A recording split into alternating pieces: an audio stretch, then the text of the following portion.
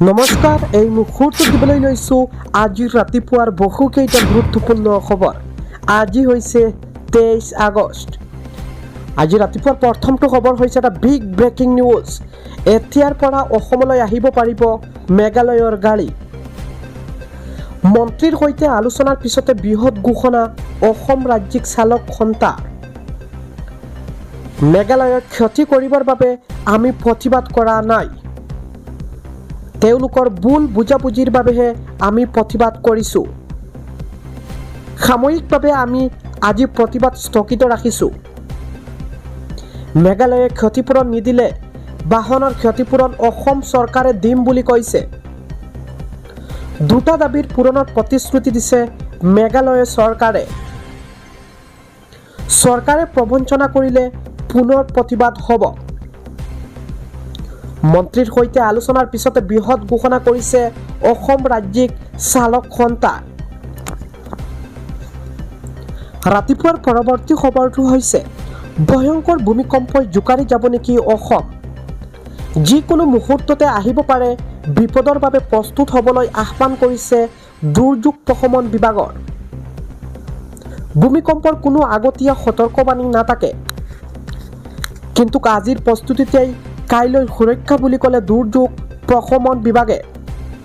ইতিমধ্যে ৰাজ্যৰ প্ৰতিখন জিলাই প্ৰশাসনে অনুষ্ঠিত কৰিছে মক ড্ৰিল। ভূমিকম্পক লৈ আশংকা ব্যক্তৰ মাজতেই সতৰ্কবাণী জাৰি দুৰ্যোগ প্ৰশমন বিভাগৰ। আজি ৰাতিপুৱাৰ পৰৱৰ্তী খবৰটো হৈছে লোকপিয়ল গণনাৰ মাজতে ৰাজ্যত পুনৰ ভয়ংকৰ ঘটনা। লোক গণনাকাৰী বিষয়াক চোকা অস্ত্ৰৰে হত্যাৰ চেষ্টা। বঙাইগাঁও জিলাৰ উত্তৰ শালমাৰাৰ এলেকাৰ চৌটাক্ষীত এই অঘটন। লোক গণনাকাৰী বিষয়া ভাস্কৰ চন্দ্ৰ দাসৰ বিস্ফোৰক বৰ্ণনা।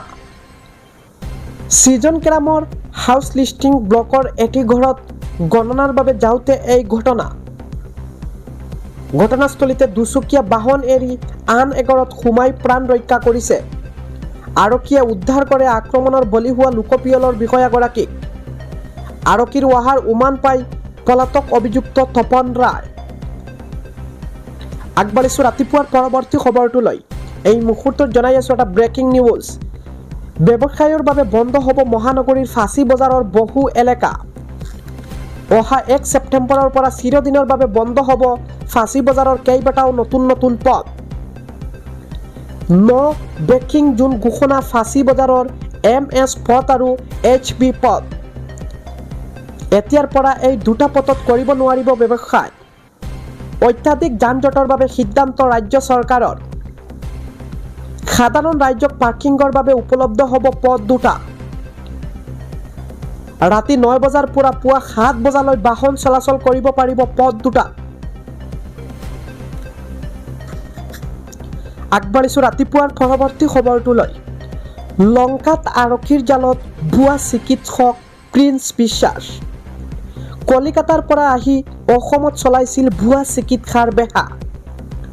লংকাৰ 6 নং ৱাৰ্ডত অৰ্ক হেল্থ ক্লিনিক নামেৰে চলাইছিল ভুৱা চিকিৎসা।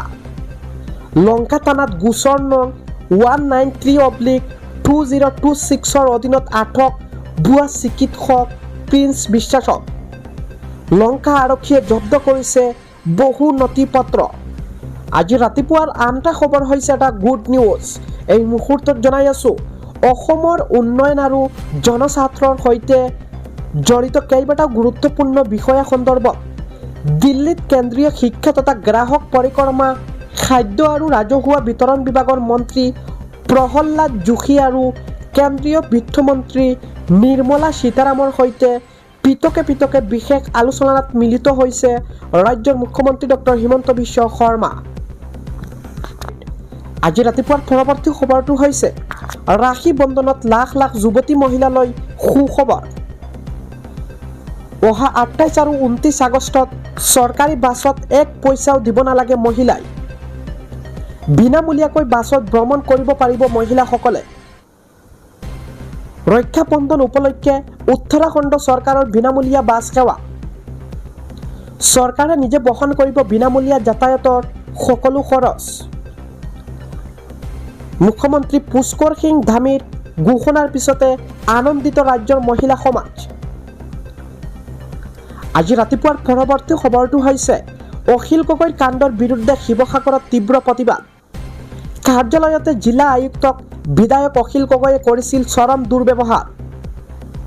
টেবুলত ঠকিয়াই আয়ুক্তক জবাবদিহি কৰিছিল অখিল গগৈয়ে। বিধায়ক হিচাপে অখিল গগৈৰ এনে কাণ্ডক তীব্ৰ ধিক্কাৰ জনাইছে। শিৱসাগৰ দলমুখ চাৰিআলিত বিজেপিয়ে সাব্যস্ত কৰিছে প্ৰতিবাদী কাৰ্যসূচী। আজি ৰাতিপুৱাৰ পৰৱৰ্তী খবৰটো হৈছে ধুবুৰী আৰক্ষীৰ জালত 40টাকৈ গোডাউন। ধুবুৰীৰ চলাকুৰা পঞ্চম খণ্ড অঞ্চলৰ পৰা জব্দ কৰিছে গোডাউনসমূহ। ধুবুৰীৰ মাজেৰচৰ অঞ্চলৰ পৰা চোৰাংকৈ বাংলাদেশলৈ লৈ যোৱাৰ সময়তে আৰক্ষীৰ জালত পৰিছে 40টাকৈ গোডাউন।